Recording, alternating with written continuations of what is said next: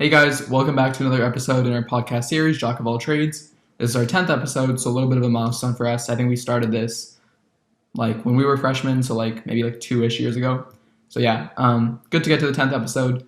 We got a lot of good topics planned for today. We're going to be talking NFL, NBA, and a little bit of March Madness as well. So definitely stay tuned till the end for that.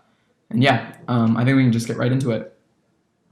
All right, yeah. So I think the first topic we really wanted to touch on was the 49ers trade up to 3 in the this year's NFL draft. So as many of you guys may know, the 49ers previously held the 12th overall pick in the draft, but I think it was this past week or something, they traded their 12th pick, 2 additional first-round picks, and a third-round pick to the Miami Dolphins to move up to 3. Obviously, it seems as though this selection or this move is so that they can select a quarterback so that they can move on from Jimmy Garoppolo. But yeah, I guess we can get started with that. What are your guys' thoughts on this move? Yeah. I mean, did they overpay? Because, all right, they traded. So the trade was with the Miami Dolphins. So they got the third pick from the Miami Dolphins. The Dolphins already have the 18th pick. And then now they have the 12th and the 18th pick. The 49ers traded a 2022 first round pick and a 2023 first round pick to the Dolphins.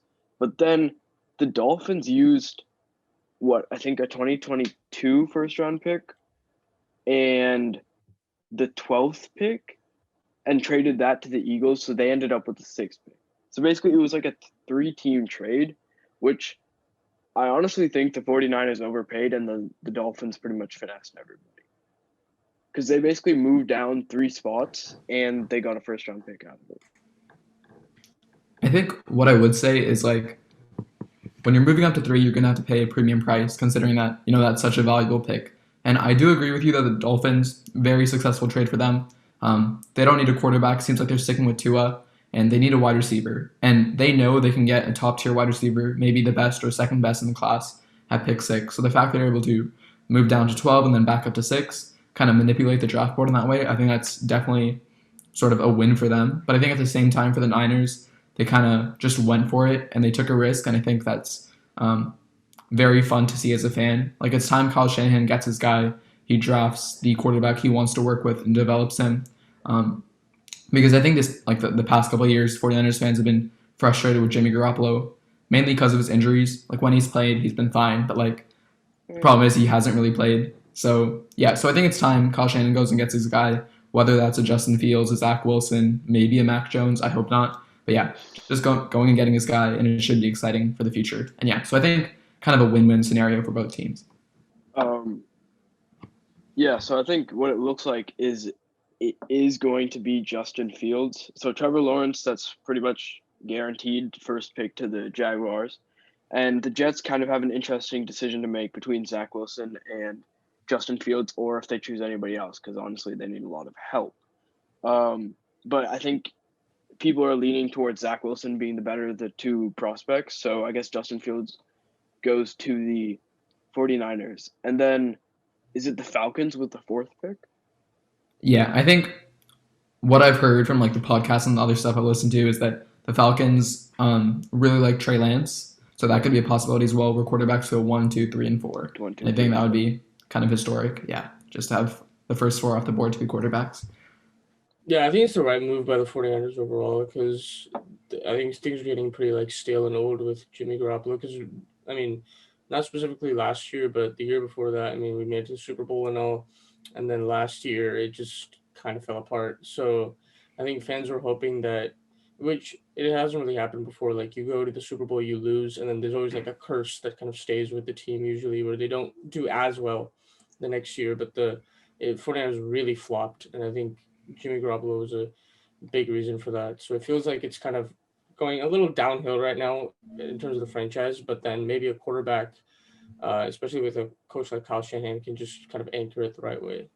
I think kind of just to put a bow on this conversation regarding the Niners, I think overall their offseason, aside from the trade and signings of Alex Mack and some other guys, most of it has just been bringing people back, re-signing guys, Jason Verrett, Trent Williams, K'Wan Williams.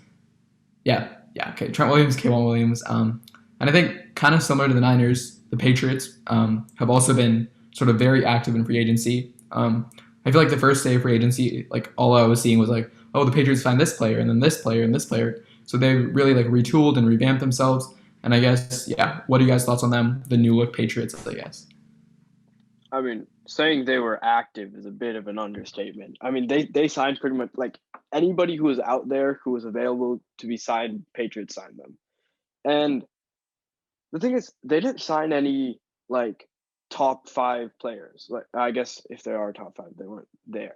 But the Patriots did what they normally do, where they sign people who are coming off bad years, people who are like in the middle of the pack, and then they turn them into stars. So I guess the main ones are Hunter Henry, Jonnu Smith. So now they have two top 10 tight ends, and they went from having one of the worst tight end cores to probably like a top five, one of the best tight end cores.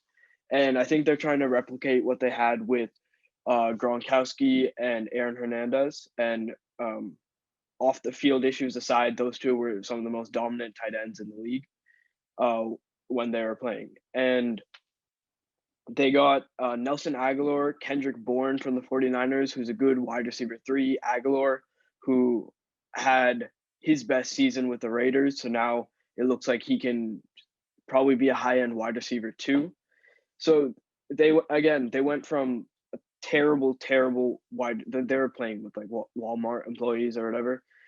It it was bad, and now they aren't the best, but they're decent. So now they have a decent offense, good tight ends, and I mean, all I'm going to say is everything now relies on Cam Newton. And if he can kind of bring this offense together and take it far, because last year, the first three games, he was solid. I think they put up like 29 points a game, which is a great number. And Cam actually looked like his like MVP self. He got COVID and then things kind of fell apart. He looked like he didn't know what he was doing every game. He threw the ball into the dirt so much.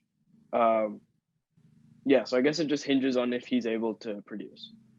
All right, so now let's get into NBA super teams. It's a very heated topic, especially with a lot of these a lot of NBA stars combining to form these massive teams like the Warriors, for instance, Kevin Durant, Steph Curry, Klay Thompson, and I guess even Draymond Green, yes, for sure, on the same team. And at one point, there was also DeMarcus Cousins, although that turned out to be a flop because DeMarcus Cousins couldn't dunk the ball at 7 foot tall at that point, but we're going to ignore that.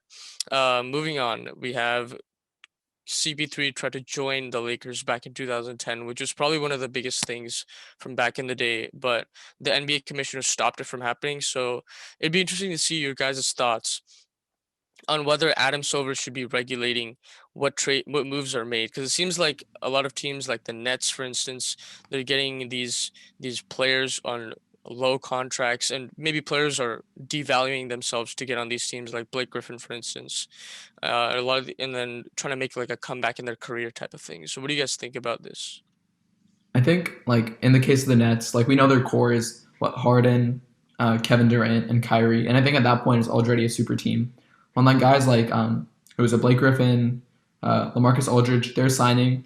Um, I like those are great players. They're not in their prime anymore. So I think that doesn't really like change the team as much as people may think. I feel like people are just signing with these super teams so they can get in a ring. I guess before their career comes to an end. That makes sense. But I think like already when you just have Kyrie, Harden, and KD, that's a super team. And I think Adam Silver has made it clear that he's not willing to regulate that. We saw it with the Warriors, we saw it with the Nets, with the Lakers to a certain extent. But yeah, I guess my opinion would be like no, like I wouldn't be in favor of regulating that. I feel like it's up to the players where they want to sign.